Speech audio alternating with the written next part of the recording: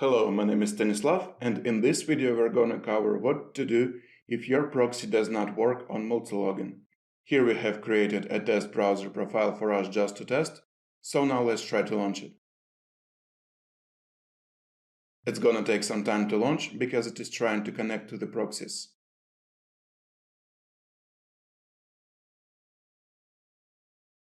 Here we can see it says can't open session and failed to get IP data. So that means that the proxies in this browser profile do not work. And now let's try to see if this was the reason why we couldn't start this browser profile. For this, let's click three dots here and click Edit. Go over to your proxy tab over here, and here we can see our proxy details. It's a SOCKS 5 proxy, its address and port, and now let's try to check it again.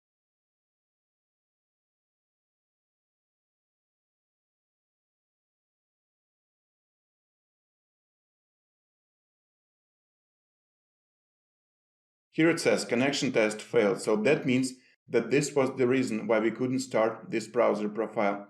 And now we need to understand if there is something wrong with the proxies or the application. And for this, we will need to check these proxies outside the multi-login environment. In order to do this, let's open our Start menu here and start typing proxy. Here in the search field below, open your proxy settings over here and scroll down to Manual Proxy Setup. Click on and copy your proxies from the application, the IP and the port as well. Make sure that these two do match, the IP and the port. Click Save here and close this window. So basically what we've just told our Windows is to connect through this IP and this port instead of our actual ones. And now we need to open a browser that is set to default in our system. That is important because it might not work in a non-default browser. So for me it's Chrome, let's try to open it. Here it is trying to connect to google.com and says no internet and error proxy connection failed.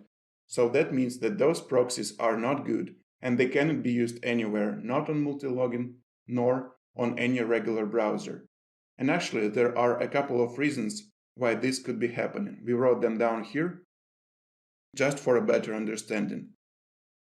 And the first reason is quite basic, so there could be a typo in your proxy details, such as hidden spaces, extra symbols, and so on.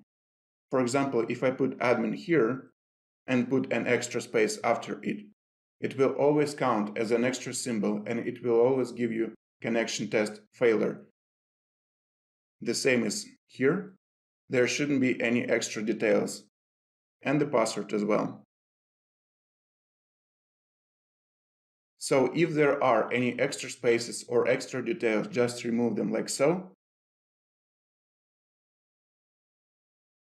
And try to check your proxy again.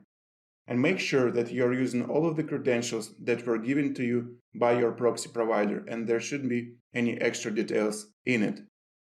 And the second reason here is that your proxies could have expired.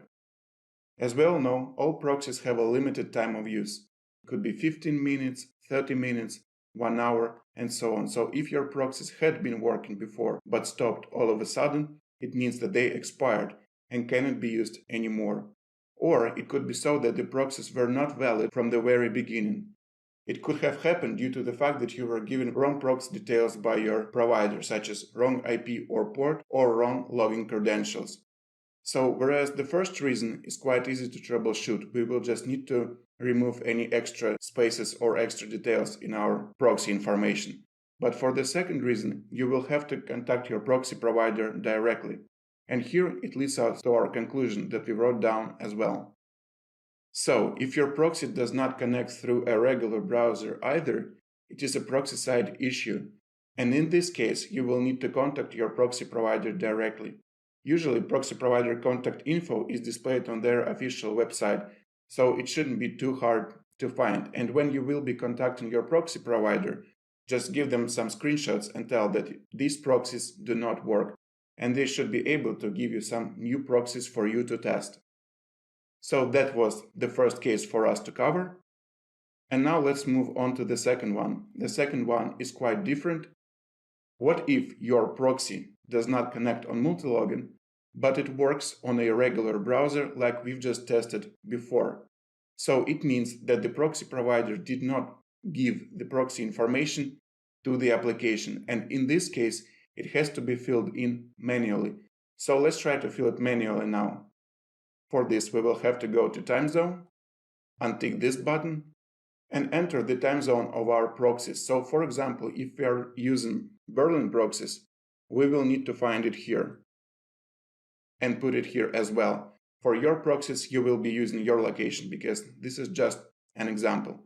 After this is set, let's go over to WebRTC tab, untick this field, and enter the public IP of your proxies, like so. Again, this is just an example, and you will be entering your proxy details that were given to you by your provider.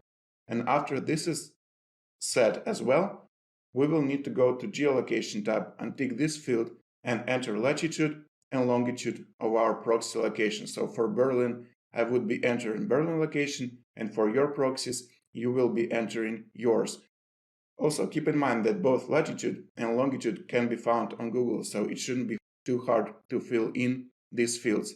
After all of three options are filled here, time zone, WebRTC, and geolocation, click Update Profile here. I won't click it now because I didn't fill the information, but you will need to click this button.